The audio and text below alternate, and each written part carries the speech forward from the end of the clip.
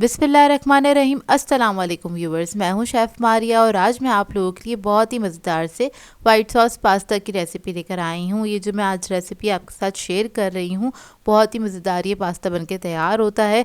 Restaurant से भी अच्छा पास्ता आप घर पे बना के तैयार कर सकते हैं।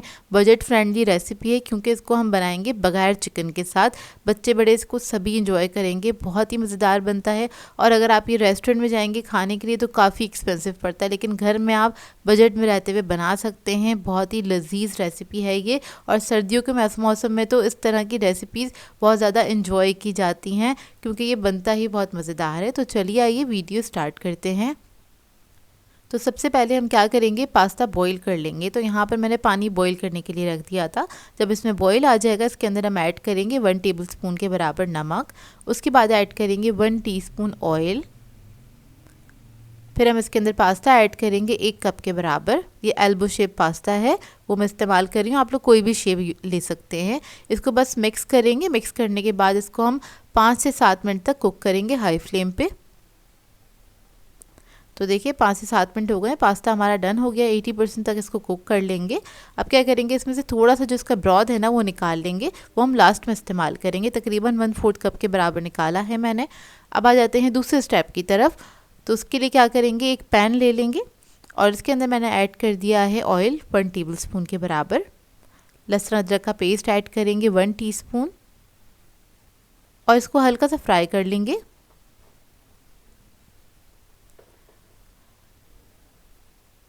इसके बाद इसके अंदर ऐड करेंगे गाजर 2 टेबलस्पून के बराबर। शिमला मिर्च ऐड करेंगे 3 टेबलस्पून। स्वीट कॉर्न ऐड करेंगे 3 टेबलस्पून। प्याज ऐड करेंगे 2 टेबलस्पून। ये सारी वेजिटेबल्स इसके अंदर ऐड करेंगे और इसको फ्राई कर लेंगे। वेजिटेबल्स आप लोग अपनी मर्ज़ी के मुताबिक ऐड कर सकते हैं, जो भी आप लोग खाना पसंद करते हैं। इसमें मशरूम्स वगैरह भी ऐड कर सकते हैं, वो भी बड़े ज़बरदस्त लगते हैं। लेकिन इसको हम बजट फ्रेंडली बना रहे हैं, जो घर में वेजिटेबल्स होंगी उसी के साथ बनाएंगे। थोड़ा सा मैंने नमक ऐड किया है, पिंच ऑफ सॉल्ट ऐड करेंगे, पेपर ऐड करेंगे इसके अंदर, हल्का सा फ्लेवर आ जाए इसलिए। थोड़ा सा ऑरिगेनो ऐड करेंगे, ये भी मैंने 1 पिंच के बराबर ही ऐड किया है। और इसको मिक्स कर लेंगे, हल्का सा फ्राई कर लेंगे वेजिटेबल्स को। आपने पूरा नहीं पकाना है, बस इसको 1 मिनट तक आपने कुक करना है, एक अच्छा सा फ्लेवर आ जाए इन वेजिटेबल्स के अंदर। तो वेजिटेबल्स हमारी डन हो गई हैं। अब आ जाएंगे हम इसके दूसरे स्टेप की तरफ।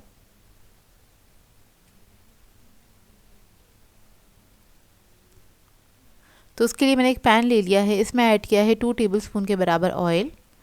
मक्खन ऐड करेंगे इसमें 1 टेबलस्पून और इसको मेल्ट होने देंगे। इसके बाद इसके अंदर ऐड करेंगे हम मैदा 1 टेबलस्पून के बराबर और इसको भून लेंगे। बेसिकली हम वाइट सॉस बना रहे हैं, तो मैदे को आपने अच्छी तरीके से भून लेना है।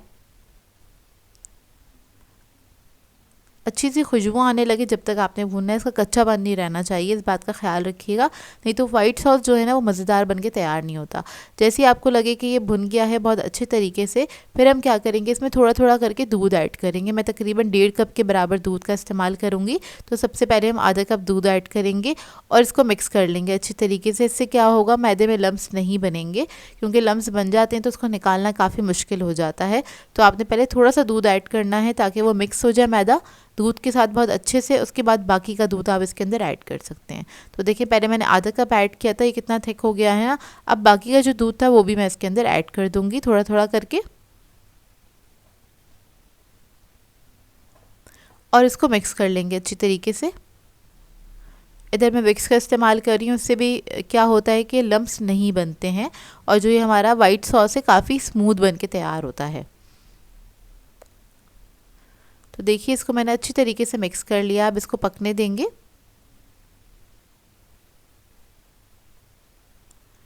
उसके बाद इसके अंदर ऐड करेंगे हम कुटी हुई लाल मिर्च 1/4 टीस्पून के बराबर।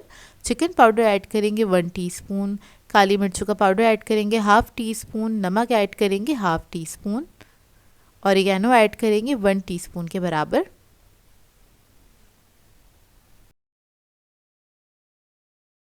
और इसको मिक्स कर लेंगे अच्छी तरीके से। मिक्स करने के बाद इसको 1 मिनट तक आपने पकाना है। इतने में क्या होगा, ये जो वाइट सॉस है ये भी थोड़ा सा थिक हो जाएगा। और साथ ही मैं इसके अंदर ऐड करूँगी चीज़ आप लोग कोई भी ऐड कर सकते हैं, जो आपके पास घर में मौजूद हो वही ऐड कीजिएगा। मैंने तकरीबन 3 टेबलस्पून के बराबर चीज़ ऐड किया है। ये चेडर और मोज़रेला मिक्स हैगा। तो बस ये मैंने ऐड कर दिया है इसके अंदर। अब 1 मिनट तक हमें सॉस भी पकाना था, इतने में ये जो चीज़ है ये भी डिज़ोल्व हो जाएगा इसके अंदर। ये मैंने फ्रोज़न ऐड किया है, इसलिए थोड़ा जमा हुआ है ये। आप लोग चाहें तो चीज़ स्लाइस भी ऐड कर सकते हैं। तो देखिए 1 मिनट हो गया इसको पकते हुए और हमारा वाइट सॉस भी ना थोड़ा सा थिक हो गया है।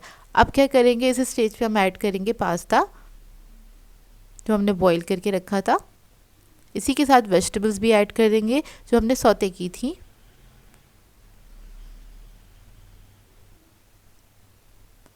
तो देखिए सारी वेजिटेबल्स मैंने ऐड कर दी है इसके अंदर। अब इसको मिक्स कर लेंगे अच्छी तरीके से।